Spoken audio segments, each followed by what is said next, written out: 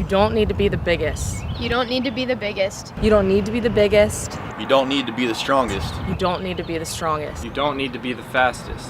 You don't need to be the fastest. At the end of the day, you only need one thing. One thing. You only need one thing. You gotta have grit. You gotta have grit.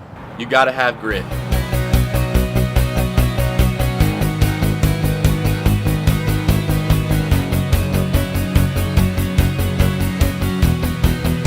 When I was in 8th grade, I broke my heel, so I had to sit out from soccer for a couple months, and that really set me back and frustrated me.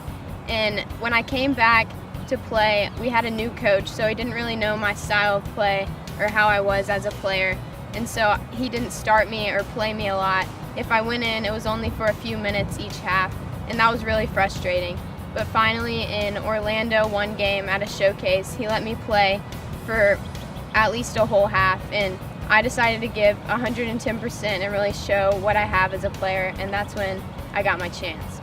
When I wasn't able to play soccer, it really frustrated me, and I almost let it set me back. But instead of doing that, I decided when I stepped back on the field, I was going to give 110% and give everything I have for the sport that I love, because when it was taken away, I realized that it was really one of my only passions. So you hear a lot of times about professional athletes who always have a switch and they have to turn it on or turn it off, but for me, I always have to turn it on, and it always has to stay on, or else I can easily become one of the worst on the teams. For me, to turn the switch on, it starts even a day before the game, what I'm eating, how I'm preparing for the game, but right before in the locker room, for me, since I'm a Christian, I say a prayer and I read this passage out of Hebrews, and that really motivates me because I'm not just playing for myself, I'm playing for God and something bigger.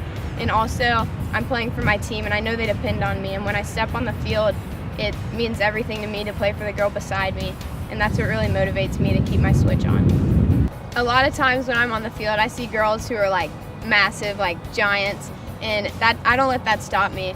I almost let it motivate me. It doesn't matter if they're better than you, bigger than you. You just gotta have grit to keep pushing, and if you want it more than them, you're gonna win the ball. You're gonna do what it takes. I'm Neely Martin, and I play Division I soccer at Alabama.